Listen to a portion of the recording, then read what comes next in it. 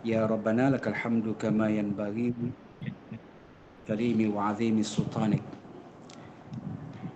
Qala Allah Ta'ala, a'udzu billahi minasyaitonir rajim. Yarfa'illahu alladhina amanu minkum walladhina utul ilma darajat wallahu khabirun bima ta'malun. Sadaqallahul azim. Yang bermaksud sesungguhnya Allah Ta'ala meninggikan, yakni memuliakan orang-orang yang beriman di kalangan kamu dan orang-orang yang memiliki ilmu dengan beberapa darjat di sisi Allah.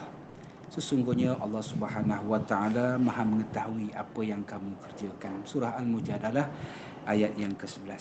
Muslimin dan muslimat, sahabat-sahabat, seluruh warga surah Ukhuwah Subang Bestari dan siapa-siapa yang dapat mengikuti siaran kita melalui Google Map pada malam ini, untuk sama-sama kita berkongsi ilmu, untuk sama-sama kita bermuzakarah, untuk sama-sama kita mengingat antara satu sama lain melalui kuliah maghrib kita secara maya. Dan insya-Allah lepas ni boleh pun secara berdepan kot Haji Fauzi. Kan 5 bulan dah boleh dah buka dah ni. Insya-Allah kot boleh buka surau dah kot. InsyaAllah harap-harap Ustaz. Harap-harap. Dan syukur kita pada Allah Ta'ala, sehari lagi Allah Ta'ala panjangkan umur kita, sehari lagi Allah Subhanahu Wa Ta'ala izinkan kita menumpang di bumi dia. Ini bermakna sehari lagi Allah Ta'ala izinkan pada kita untuk sama-sama kita terus nak mengisi perbekalan kita di atas muka bumi ini. Jadi mudah-mudahan keikhlasan kita untuk berada di maya kita ni lebih kurang dalam masa sebelum masuk isyak kejap lagi. Mudah-mudahan Allah Subhanahu Wa Taala tambah kepada kita ilmu, dan yang paling penting Allah Taala bagi kekuatan kepada kita untuk sama-sama kita nak terus mengisi perbekalan kita, dan Allah Taala nilai sebagai amalan yang soleh, insya-Allah. Baik muslimin dan muslimat yang dirahmati Allah sekalian. Jadi sekarang kita berada pada bulan Rejab. Bulan Rejab ni antara bulan 4 bulan yang disebut dalam Al-Quran Arba'atul Hurum. 4 bulan yang dipanggil bulan-bulan haram. Rejab, kemudian bulan haram lagi Zulqa'dah, Zulhijjah dan Muharram. Ini 4 bulan ni bulan yang kita panggil bulan yang diharamkan berperang. Kenapa 4 bulan ni dipanggil bulan yang diharamkan perang? Kita nak tahu juga kan. 4 bulan Arba'atul Hurum. Bulan Rejab, bulan Zulqa'dah, bulan Zulhijjah dan bulan Muharram. Kenapa 4 bulan ini dipanggil bulan yang diharamkan berperang? Baik, yang pertama kita ambil bulan Zulqa'dah dulu, ataupun bulan Rejab yang kita ambil bulan Zulqa'dah dulu lah. Pasal apa bulan Zulqa'dah? Bulan Zulqa'dah ni iaitulah bulan, kalau ikut perkiraan kita bulan 11 lah. Bulan 11 kan, bulan 11. Jadi kalau ikut perkiraan bulan Islam tu nama dia Zulqa'dah. Baik, bulan Zulqa'dah ni diharamkan perang sebab bulan ini dipanggil bulan haji. Bulan haji ni bermakna orang dah on the way nak pergi haji.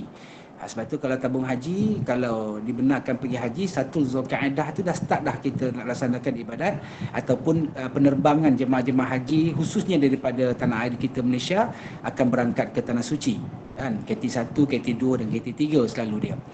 Jadi makna dia bulan ni pasal apa diharamkan perang? Jangan kacau orang nak pergi laksanakan ibadat haji, jangan ganggu orang nak melaksanakan kerja-kerja haji yang merupakan tempat yang mulia untuk diziarahi, iaitu di mana? Di Kaabah Al-Musharrafah ataupun Baitullahil Haram. Jadi makna dia bulan tu diharamkan perang sebab apa? Jangan ganggu orang nak pergi haji. Bulan Zulhijjah, Zulqa'dah, Zulhijjah. Bulan Zulhijjah kenapa diharamkan perang? Kerana bulan Zulhijjah bulan orang yang buat kerja-kerja haji. Jadi bermakna kerja-kerja haji yang dilaksanakan ni dia start bermula kemuncak dia iaitulah pada 8 Zulhijjah dipanggil hari Tarwiyah. Kemudian selalu dia jemaah-jemaah dah pergi ke Mina. 9 Zulhijjah dipanggil hari Arafah. 10 Zulhijjah dipanggil hari Nahar. Hari Nahar ni ataupun kita panggil hari Sembelihan. Kalau di Malaysia dipanggil hari raya Aidil Adha. Kemudian 10, 11, 12 dan 13 dipanggil hari Tashrik. Dipanggil hari Tashrik. Jadi makna dia sepanjang tu 5 ataupun 5 atau 6 hari tersebut orang tengah buat kerja-kerja haji, yang mana kerja-kerja haji ni dalam keadaan kita tak selesa, dalam keadaan di Arafah dan Mina yang terlalu sukar kita, dalam keadaan kita memerlukan tenaga yang banyak, dalam keadaan tidur kita yang dalam keadaan berkusut masai. Jadi makna dari 5 hari yang kita buat kerja-kerja haji itu amat meletihkan. Dan kemudian lepas daripada selesai hari tasyrik, kita balik ke Mekah, kita melaksanakan ibadat tawaf dalam keadaan bersesak-sesak, kita gunakan ibadat sa'i dalam keadaan bersesak-sesak, dan dia memerlukan kepada kekuatan fizikal dan mental kita dalam kerja-kerja haji tersebut. Jadi makna sepanjang bulan Zulhijjah tu diharamkan berperang. Sebab apa? Jangan ganggu orang nak melaksanakan kerja-kerja haji tersebut. Baik, kemudian bulan Muharram, Zulkaidah, Zulhijjah, Muharram. Kenapa bulan Muharram pula diharamkan perang? Sedangkan bulan Muharram ni bulan 1. Selalu dia bulan Muharram ini bulan orang on the way baru nak balik ke tanah suci, balik daripada tanah suci, on the way balik lah. Jadi bila balik ni orang dalam keadaan hati dia bersih, beribadat kepada Allah. Jangan ganggu orang nak melaksanakan ataupun orang yang berbalik daripada memohon keampunan daripada Allah Subhanahu Wa Taala. Maka bulan tersebut dianggap bulan yang haram berperang. Kerana apa? Kerana memuliakan orang yang melaksanakan kerja-kerja ataupun ibadat haji di tanah suci Mekah. Adapun pada bulan Rejab, kenapa pada bulan Rejab ni Allah Subhanahu Wa Taala haramkan berperang? Kalau ikut masyarakat Arab jahiliyah, kebiasaan dia pada bulan Rejab ni, selalu dia masyarakat Arab jahiliyah ni dia akan mengunjungi Baitullahil Haram, dia akan mengunjungi Kaabah. Kita tahu kan bagaimana Kaabah ni biasa dikotori dengan berhala-berhala, Al-Latta wal Uzzal wal Mannal wal Ubbal, dan seumpama dia ada 360 berhala yang ada di sekeliling Kaabah. Sesuai dengan tuhan-tuhan, setiap hari ada tuhan-tuhan dia. Jadi bila turun ayat Al-Quranul Karim, Qul huwallahu ahad, Allahus samad, lam yalid walam yulad walam yakul lahu kufuwan ahad. Ayat ni pun kita dah hafal. Mungkin sebahagian kita ni tahulah makna dia kan. Katakan Muhammad, Allah, Qul huwallahu ahad, Allah yang satu. Jadi makna dia bila orang datang untuk nak menyucikan diri dia dengan memohon kepada berhala-berhala tersebut, maka pada ketika itulah Allah Subhanahu Wa Taala turunkan ayat Quran tersebut supaya pergantungan kita hanya kepada Allah. Jadi budaya menziarahi pada bulan Rejab ni masih lagi ada di kalangan masyarakat Arab sampai ke hari ini. Jadi menziarahi bulan Baitullahil Haram, menziarahi Kaabah pada bulan Rejab sebagai apa? Sebagai untuk dia memohon kepada berhala-berhala. Kalau kita ni pada bulan Rejab, kalau kita pergi ke Mekah, kita laksanakan ibadat umrah, sambil-sambil kita bermohon agar Allah Subhanahu Wa Taala bagi murah rezeki, bagi kepada kita kekuatan iman dan Islam, supaya apa? Supaya dapat kita melaksanakan ibadat haji pada bulan bermula daripada bulan Zulkaidah ataupun pada bulan Zulhijjah apabila kita nak melaksanakan ibadat haji. Jadi makna dia dalam keadaan orang nak menziarahi, mengunjungi Baitullahil Haram ni ataupun kita katakan nak pergi ke rumah ibadat, maka kita dilarang ataupun Islam melarang pada ketika itu jangan supaya ada orang-orang yang mengganggu orang nak melaksanakan ibadat di tanah suci Mekah. Jadi makna dia masyarakat Arab dia akan pergi ke Mekah pada bulan Rejab. Jadi adapun masyarakat Arab sekarang yang kalau tidak ada pandemik coronavirus ini kan, jadi ramai orang Arab ni masih lagi budaya ni dia akan pergi ke Mekah. Dia akan pergi ke Mekah untuk apa? Untuk nak membazar niat supaya dia dapat buat ibadat, supaya apa? Supaya dia akan sampai kepada bulan Ramadan. Sebab tu masyarakat Arab di Mekah, dan sampai hari ni masyarakat jahiliyah, dia kalau masuk bulan Rejab, dia tak nampak dah bulan Syaban, yang dia nampak Ramadan. Sebab apa? Sebab dia persiapan untuk nak menghadapi ibadat puasa pada bulan Ramadan. Itu masyarakat Arab. Dia bila nampak saja Rejab, yang dia nampak Ramadan. Dia berbeza dengan orang Melayu kita. Orang Melayu kita bila nampak bulan Rejab, dia tak nampak dah bulan Syaban, dia tak nampak bulan Ramadan. Orang Melayu dia nampak bulan Syawal ya. Itu beza dia orang Arab kan. Jadi makna dia itu bulan dia masuk bulan Ramadan. Ramadan ini bulan dia dah bersiap sedia dah supaya apa? Pada bulan Syaban nanti semua perbekalan makanan disiapkan, masuk Ramadan dia akan tumpukan kepada ibadat. Jadi mudah-mudahan tahun ni kita dapat bersama-sama solat tarawih di surau, walaupun ikut SOP tak apalah. Mudah-mudahan insya-Allah kita mohonlah pada Allah Subhanahu Wa Taala. Jadi itu katakan bagaimana bulan Rejab ni pasal apa diharamkan perang, pasal apa dipanggil bulan yang diharamkan ataupun bulan diharamkan. Ya sebagaimana disebut Al-Quran, kerana bulan tersebut iaitulah bulannya bulan haram. Satu. Jadi ada pun amalan-amalan orang kita ni nak puasa pada bulan Rejab macam mana? Dia seperti biasa kita puasa, sama ada puasa hari Isnin atau Khamis ataupun puasa kita hari putih. Dia tidak ada puasa yang khusus pada bulan Rejab ini yang disebutkan bagaimana bulan Rejab ada mengatakan ini hadis, tapi banyak ulama-ulama mentafsirkan ini bukan hadis. Bulan Rejab ini adalah bulan Allah, bulan Syaban bulanku kata Nabi, bulan Ramadan bulan umatku. Ini hadis ni kategori dia wallahu alam, ada mengatakan dhaif, ada yang mengatakan hadis ni dia kata hadis yang diada-adakan kan. Maudhu' lah kita panggil kan. Jadi walau bagaimanapun, di antara peristiwa banyak yang berlaku pada bulan Rejab ini selain daripada bulan yang haramkan perang, iaitulah adanya peristiwa yang agung yang berlaku kepada baginda Nabi kita Muhammad sallallahu alaihi wasallam, iaitulah berlakunya pada iaitu peristiwa Isra wal Mi'raj. Peristiwa yang terlalu panjang yang disebut dalam Al-Quranul Karim dalam surah Al-Isra itu, yang disebut yang bagaimana Allah Taala berfirman, a'udzubillahi minasyaitonirrajim, subhanalladzi asra bi'abdihi lailan minal masjidil haram ilal masjidil aqsa. Maha suci Allah yang telah memperjalankan hamba-Nya pada suatu malam daripada Masjidil Haram di Mekah ke Masjidil Aqsa di Palestin. Jadi makna dia peristiwa perjalanan Isra dan juga Mi'rajnya Nabi sallallahu alaihi wasallam. Jadi ini berlaku pada bulan Rejab. Jadi perjalanan tersebut, kenapa perjalanan yang mulia ini Allah Taala mulakan dengan subhanalladzi, maha suci Allah. Kalau kita belajar dalam ilmu yang berkaitan dengan fasahah ataupun berkaitan dengan i'rabul Quran yang berkaitan dengan bahasa Arab, jadi ni subhanalladzi itu maksud dia lafzul jalalah. Makna dia Allah Ta'ala mempertaruhkan kesucian zat dia untuk membenarkan bahawa peristiwa yang akan aku ceritakan ini peristiwa yang benar, peristiwa yang luar biasa, yang sangat-sangat luar biasa. Jadi bermakna Allah mempertaruhkan kesucian zat dia untuk nak membenarkan perjalanan Isra wal Mi'raj ini. Maka sebab itulah ayat tersebut subhanalladzi, Allah Ta'ala sebut maha suci Allah. Makna dia maha suci Allah dari sifat kekurangan, maha suci Allah daripada sifat pergantungan kepada makhluk. Makna dia Allah Subhanahu Wa Ta'ala sedaya upaya menceritakan perjalanan Isra wal Mi'raj itu perjalanan yang amat sangat luar biasa yang terjadi kepada Rasulullah sallallahu alaihi wasallam. Minal Masjidil Haram ilal Masjidil Aqsa. Sepakat semua ulama, minal Masjidil Haram ini dia merujuk kepada iaitulah di Mekah ataupun di Masjidil Haram. Cuma lokasi dia tu agak berbeza. Lokasi ada yang mengatakan di antara rukun Yamani ke rukun Hajar Aswad.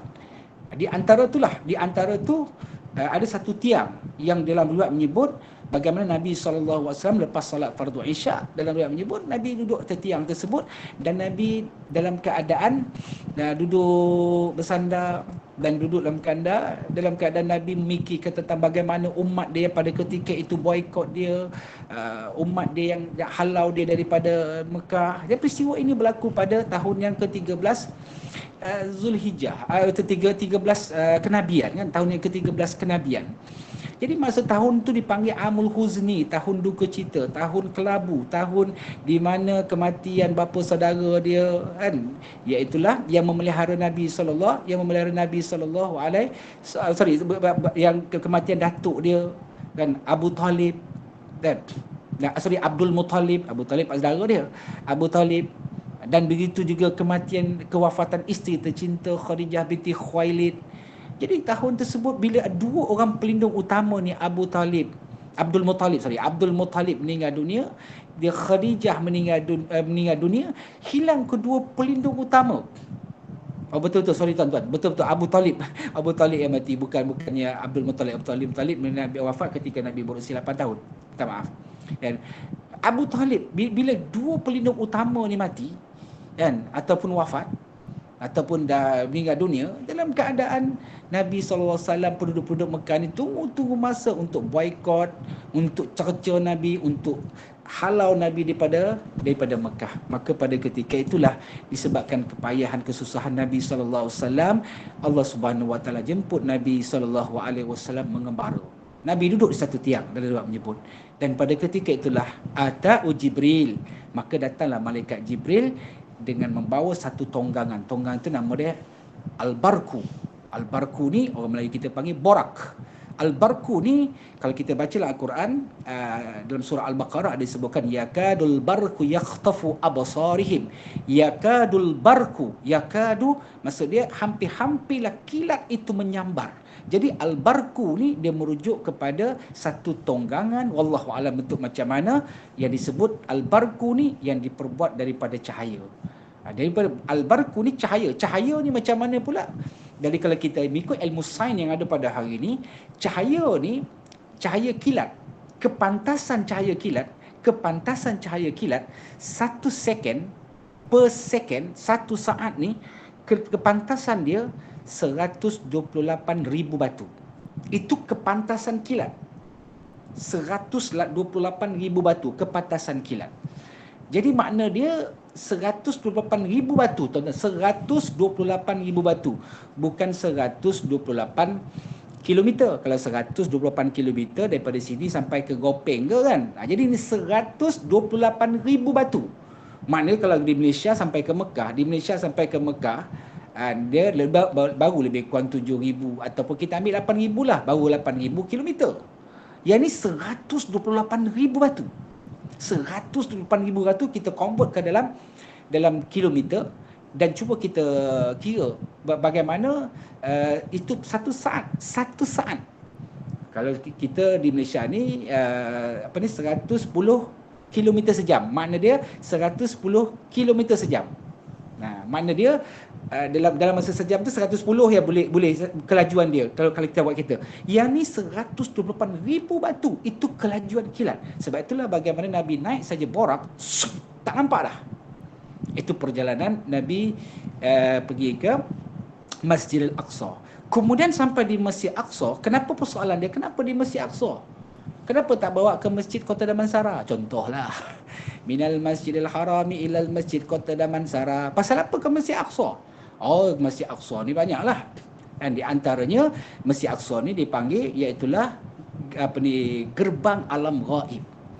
Gerbang alam gaib. Sebab apa Nabi nak masuk alam gaib ni? Alam yang kata langit pertama, langit kedua, langit ketiga, sampai ke langit ke-7, sampai ke Baitul Izzah, sampai kepada Rafrafur Ahdar, sampai ke Eliyin, sampai kepada Luh Mahfuz, sampai kepada Arash Allah, Sidratul Muntaha, sampai kepada Arash Allah, sampailah kepada Mustawa. Makna dia itu alam gaib. Dan begitulah juga kan Nabi dipertontonkan oleh Allah Ta'ala dalam perjalanan itu. Seluruh pemandangan Nabi lihat, seluruh pemandangan Nabi dipertontonkan oleh Allah, itu semua gambaran alam gaib. Ini gerbang alam. Sebab itulah bila kita masuk ke Palestin ni, dia gerbang alam gaib. Saya selalu bawa jemaah pergi Palestin. Selalu saya punya trademark saya untuk nak perjalanan saya pergi Palestin, saya akan sebut gerbang alam gaib. Seperti G gerbang AM, GAG gerbang alam gaib 1, gerbang alam gaib 2, bermakna berapa kali dah saya pergi, saya tahu dah. Gerbang alam gaib ni nak menelusuri bagaimana masuknya alam, Nabi nak masuk alam gaib. Dan begitulah juga kalau kita tengok bagaimana di Palestin sendiri, di Masjid Aqsa tu sendiri, banyaknya makam para Nabi alaihi wassalatu wassalam. Jadi kalau kita tengok di Palestin ni, makna bermula daripada walaupun Bani Israel ini bermula daripada Nabi Yaqub alaihissalam, tetapi bermula daripada Nabi Ibrahim. Masih lagi ada di Hebron makam Nabi Ibrahim, makam Nabi Yaqub, Nabi Ishak, Yaqub, Nabi Yusuf, Nabi Musa, ramai lagi para nabi yang ada di Palestin, khususnya di kalangan Bani Israel, Maknanya Palestin ni bumi para anbiya, khususnya di kalangan Bani Israel. Jadi sebab itulah bagaimana Nabi SAW, kita tahu sebelum Nabi dimi'rajkan kan Nabi menjadi imam. Sebab itulah dalam Masjid Aqsa tu ada satu masjid nama dia Masjid Borak. Nabi tambak Borak. Kemudian dalam riwayat menyebut pada ketika itu Nabi sampai di Masjid Aqsa, Nabi tambak Borak, dan Nabi diiringi oleh yang pertama Nabi Ibrahim alaihissalam bersama dengan Nabi, dalam riwayat menyebut Nabi Allah apa? Allahumma salli ala sayyidina Muhammad. Nabi Allah Zakaria. Nabi Allah Zakaria bersama malaikat Jibril, kemudian dibawa ke satu lokasi, kemudian Nabi solat bersama dengan tiga ni, Jibril sama Nabi Ibrahim dan juga Nabi Allah, dan Nabi Allah dalam riwayat menyebut iaitulah Nabi Allah apa tadi saya sebut tadi, dan Nabi Allah Zakaria. Selesai solat, kemudian Nabi Ibrahim pimpin Nabi kita Muhammad sallallahu alaihi wasallam naik ke atas, kemudian Nabi solat pula dan menjadi imam kepada seluruh para Nabi. Seluruh para Nabi berada di dalam Masjid Aqsa tersebut. InsyaAllah tuan-tuan ada rezeki nanti saya boleh tunjuk kepada tuan di mana tempat Nabi solat bersama Nabi Jibril, Nabi Ibrahim dan Nabi Zakaria. Di mana tempat tersebut, kemudian Nabi naik, sallallahu alaihi wasallam naik ke atas, kemudian Nabi barulah jadi imam kepada seluruh para Nabi. Dan ini alam gaib. Nanti sebab kita kasih tadi gerbang alam gaib. Nabi jadi imam kepada seluruh para Nabi.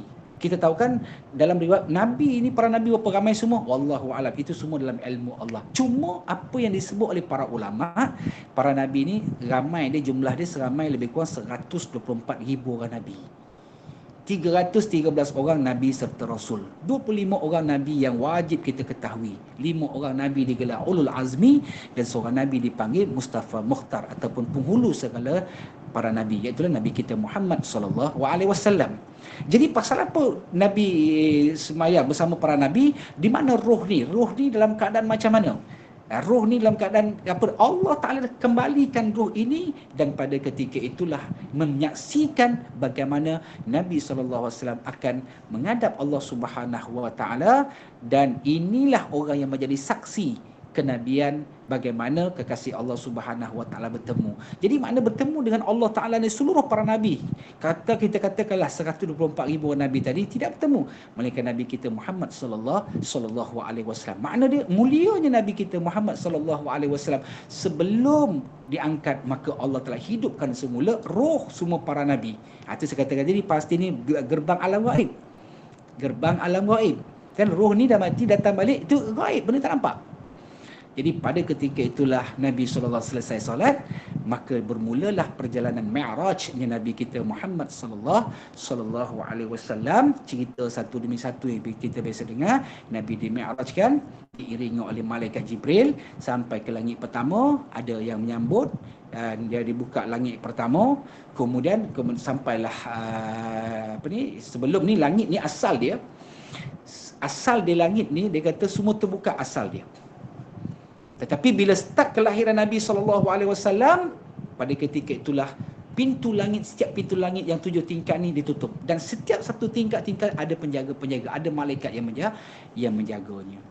Langit pertama Nabi kita Muhammad SAW bertemu dengan Nabi Allah Adam alaihissalam. Langit kedua jumpa pula dengan Nabi Allah Nabi Allah Isa alaihissalam, sampailah ke langit ketujuh bertemu dengan Nabi Ibrahim alaihissalam.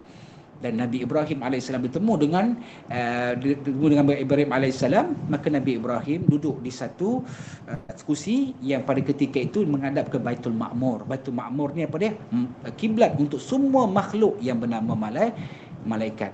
Dan Nabi Ibrahim ajar kepada kita, ajar kepada Nabi kita Muhammad sallallahu alaihi wasallam, ajar kepada umat kamu dengan satu zikir.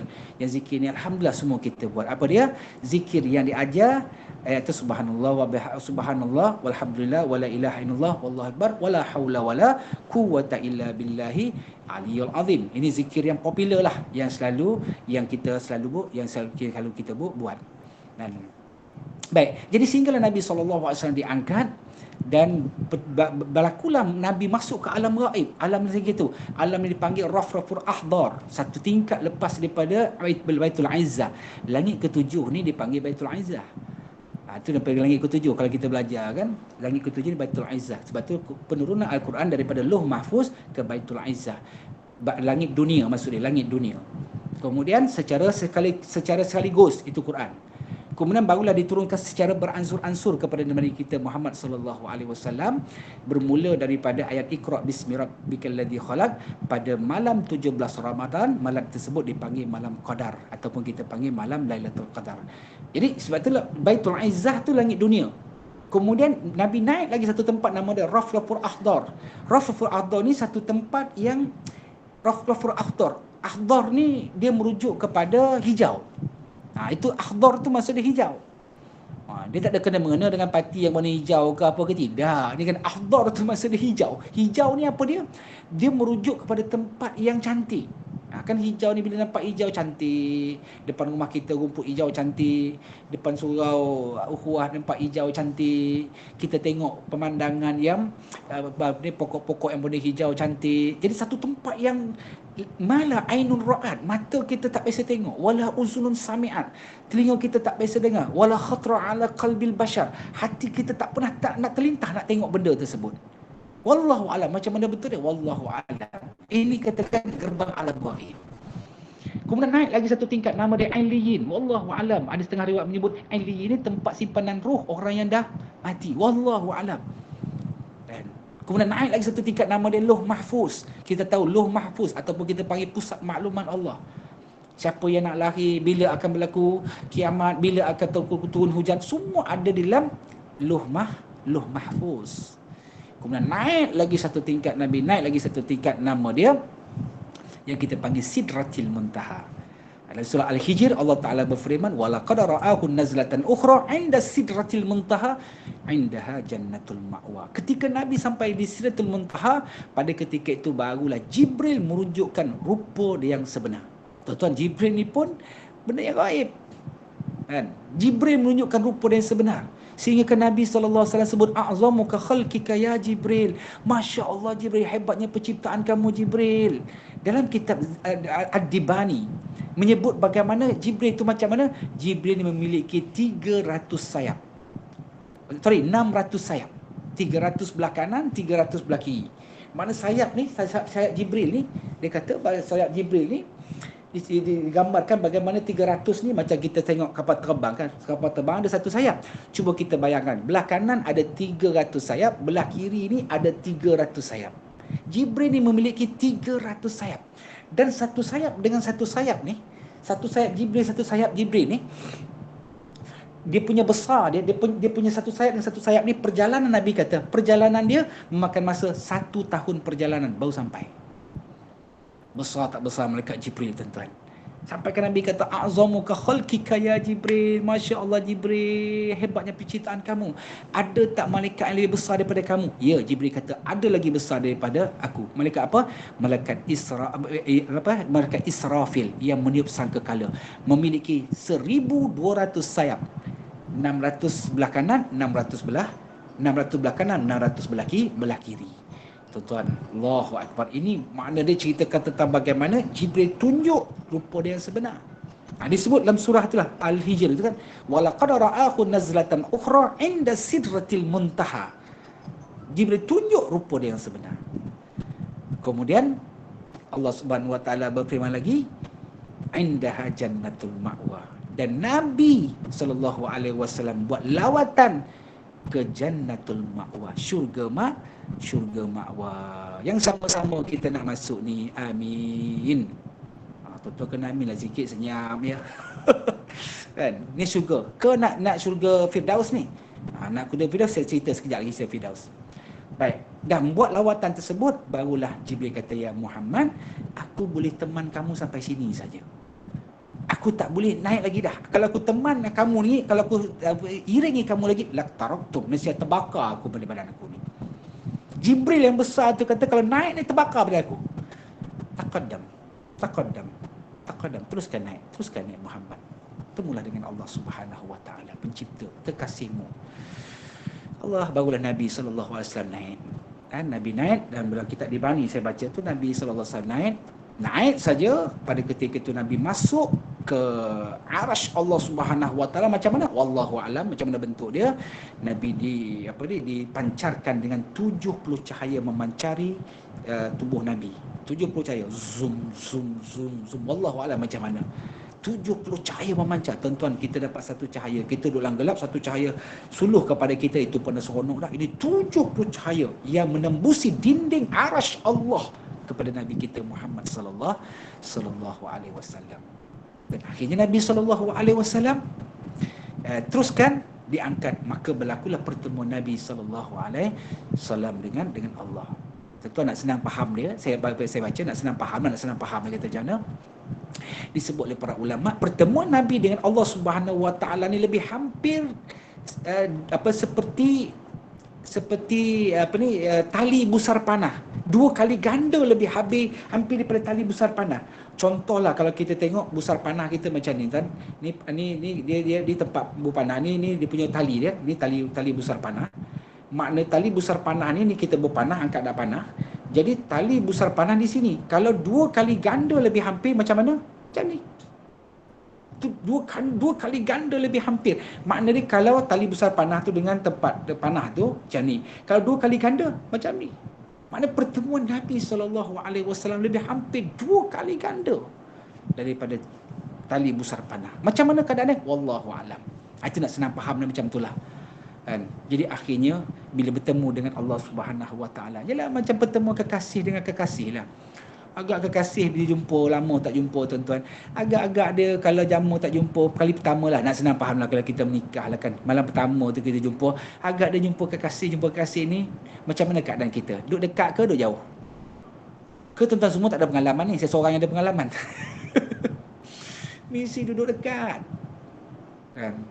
Bila duduk dekat ni, agak-agak dia ucapan dia, bukan duduk dekat lagi kan. Dah malam pertama jumpa, bukan duduk dekat lagi ustaz. Melekat terus saya.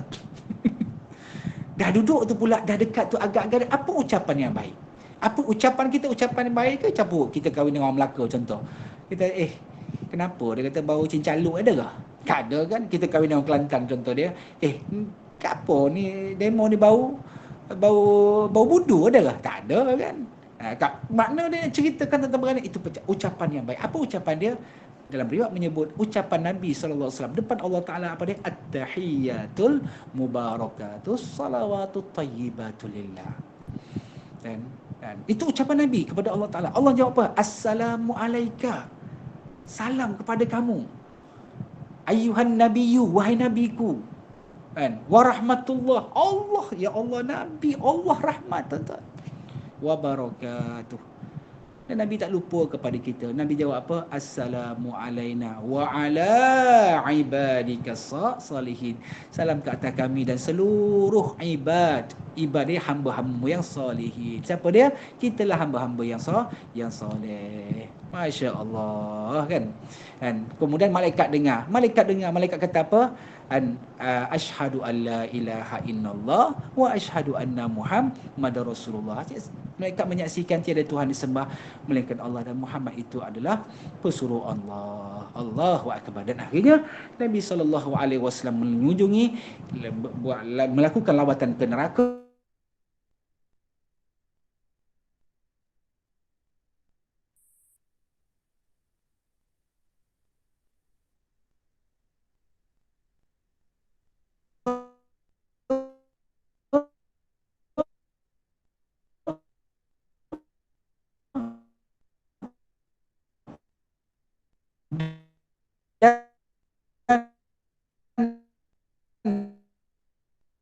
Melakukan lawatan ke syurga. Syurga apa? Syurga Firdaus. Yang sama-sama kita nak dari 50 rakaat.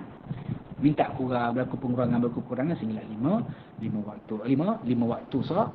waktu salat. Pengurangan daripada 50 kepada 50 rakaat kepada 50 waktu solat kepada 5 waktu saja. Itu pun dan dalam riwayat menyebut Nabi Musa alaihissalam kata, ya Muhammad, minta kurang lagi. Yang tu saya tak mau ceritalah kan, kalau kita dengar dah. Apa saya nak cerita? Pasal apa Nabi Musa ni minta supaya berulang-ulang supaya minta kurang, Muhammad, umat kamu tak mampu aku, mak aku yang besar. Ya, nama Nabi Musa kan umat dia besar-besar, Bani Israel ni gagah-gagah belaka. Tapi kenapa Kenapa minta pengurangan? Kenapa lagi minta pengurangan? Kenapa lagi minta pengurangan? Supaya apa dia kata Nabi Musa, sebab aku belum puas melihat muka Nabi Muhammad sallallahu alaihi wasallam. Masya-Allah. Nabi Musa tak puas lagi nak tengok muka Nabi kita Muhammad sallallahu alaihi wasallam. Apatah lagi kita yang menjadi umat Nabi kita Muhammad sallallahu alaihi wasallam. Allahu akbar. Jadi akhirnya Nabi sallallahu alaihi wasallam balik, dan cerita pendek ringkasnya perjalanan peristiwa Isra Mi'raj, Nabi balik dan Nabi SAW sampai semula dalam kitab Ribani menyebut Nabi pergi dalam keadaan tempat duduk Nabi tu panas. Nabi balik semula ke Mekah masih lagi dalam keadaan tempat duduk tu masih lagi panas. Makna perjalanan Isra wal Mi'raj tu, sebab tu Allah Ta'ala sebut subhanalladzi, maha suci Allah.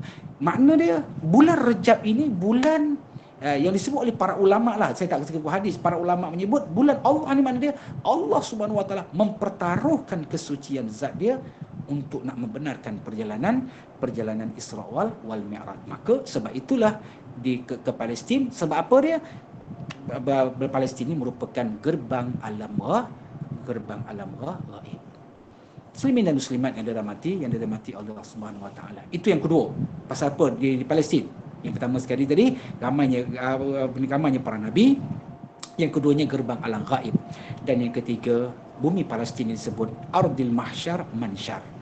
Maknanya bumi yang mula-mula sekali dimensi alam ni Allah koyakkan. Dimensi alam ni mula-mula dikoyakkan. Bermula di mana? Di Palestin. Sebab itulah kalau tuan-tuan bila kali tengok gambar, selalu kalau orang pergi Palestin dia ambil gambar yang berlatar belakangkan kubah yang berwarna gold tu kan, Dome of the Rock tu. Itu satu lokasi yang jauh tu sebenarnya, sangat jauh.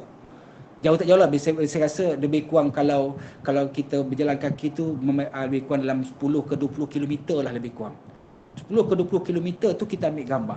Jadi di bawah tu ada macam lembah macam ni. Lembah, di situ ada 3 makam yang besar. Makam ataupun kubur orang Kristian, kubur Yahudi dan kubur orang Islam. Paling ramai kubur Yahudi lah. Kubur tersebut tu seluah-luah dia.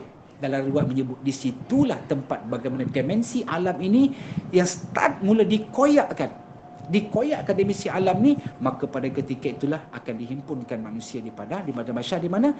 Di bumi situlah, di bumi Palestin. Maka sebab itulah Nabi SAW sebut bumi Palestin ni ardil mahsyar mansyar, bumi tempat yang mula-mula sekali di dimensi alam dikoyakkan dan tempat berhimpunnya kita di padang mahsyar. Jadi ada orang kata, ustaz bukan di padang Arafah ke ustaz? Di padang Arafah itu orang berwukuf di Arafah. Wukuf dia, tapi tempat yang mula-mula kita ni semua dah mati apa semua dibangkitkan semula, di situlah tempat kita berhimpun.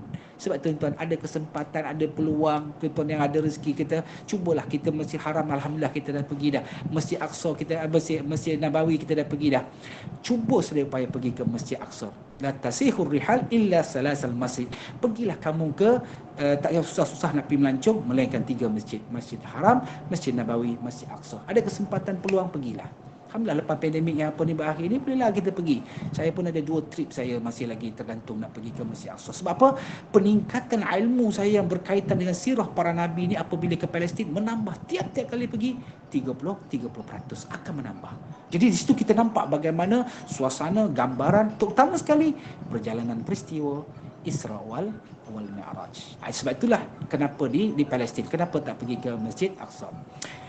Baik, dia ada banyak lagi tuan-tuan yang cerita berkaitan dengan perjalanan Isra wal Mi'raj dengan Nabi kita Muhammad sallallahu alaihi wasallam ini, minal Masjidil Haram ilal Masjidil Aqsa. Dia banyak lagi lah berhubung kait. Jadi nak cerita perjalanan Isra wal Mi'raj ni 3 hari 3 malam memang tak habis. Jadi itu kenapa bulan Rajab ini yang kita panggil bulan yang dimuliakan oleh Allah Subhanahu Wa Taala, bulan diharamkan perang, antaranya itu persiapan untuk nak menghadapi, kalau kita ke konteks kita hari ini, persiapan untuk kita nak menghadapi Ramadan, penghulu segala bulan tetamu Ramadan yang kita muliakan. Maka bulan tersebut diharamkan kita berperang. Jadi muslimin dan muslimat yang dirahmati Allah sekalian. Jadi kita ceramah saya pukul berapa ni Cik Wazi? InsyaAllah sampai Isyak Ustaz. Ada Isyak dah ni, masuk Isyak dah. Kalau nak cakap panjang lagi, banyak benda dah boleh cakap lagi ni. Boleh sambung insyaAllah bulan depan lah insyaAllah. InsyaAllah. Dia perjalanan Isra' tu terlalu panjang kan. Jadi nak ceritakan itu bulan Rejab. Bulan Rejab kita ambil hari ni kelebihan kenapa bulan Rejab. Kan? InsyaAllah di kesempatan kita cerita lagi tentang perjalanan Isra' wal Mi'raj Nabi sallallahu alaihi wasallam. Dan apa hubung kait dia? Macam mana kita nak hubung kaitkan dengan situasi kita yang ada pada hari ini. Okey? InsyaAllah kita akan sambung lagi pada pertemuan akan datang, insyaAllah. Saya rasa insyaAllah kalau dibuka masjid kita selepas 5 bulan ni, sebab Selangor dia boleh rentah negeri dah, PKPB kan. Cuma saya rasa insyaAllah masjid dia akan dibuka, boleh mulakan kuliah insyaAllah. Okay, wallahualam. Terima kasih Ustaz. Ada persoalan ke sebelum kita menutup? Kalau pakai Google Meet ni macam ni lah, kena tanya soalan.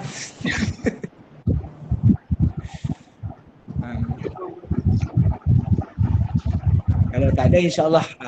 Jadi kalau tak ada, sekadar itu dulu. Mudah-mudahan apa kita kongsikan pada malam ni ada manfaat di sisi Allah Subhanahu Wa Taala, mana terkasar, mana terkurang, kelemahan dan ketaifan ilmu saya sendiri. Saya minta ampun kepada Allah dan saya minta maaf kepada sekalian. Jadi terima kasih atas segala perhatian. Mohon maaf atas segala kekurangan. Usikum wa nafsi bi taqwallah. Aku lu qauli hadza wa astaghfirullahalazim li wa lakum. A'udzubillahi minasyaitonir rajim. Bismillahirrahmanirrahim. Alhamdulillahirabbil alamin. Mursalin wa ala alihi washabihi ajma'in. Radina billahi rabba wa bil islam Muhammad nabi wa rasulan. Allahumma faqihna fid din wa 'allimna at-ta'wil siratal mustaqim. Allahumma arina al-haqqa haqqan warzuqna ittiba'ah wa arina al-batilan batilan warzuqna ijtinabah. Allahumma jam'ana hadza jam'al marhuma wa tafarruqna min ba'di tafarruqan ma'suma. Sallallahu alaihi wasallam Muhammad wa ala alihi washabihi wa barik wasallam. Walhamdulillahi rabbil alamin. Assalamualaikum warahmatullahi wabarakatuh. Waalaikumsalam warahmatullahi wabarakatuh. Terima kasih Ustaz. InsyaAllah jumpa lagi. InsyaAllah.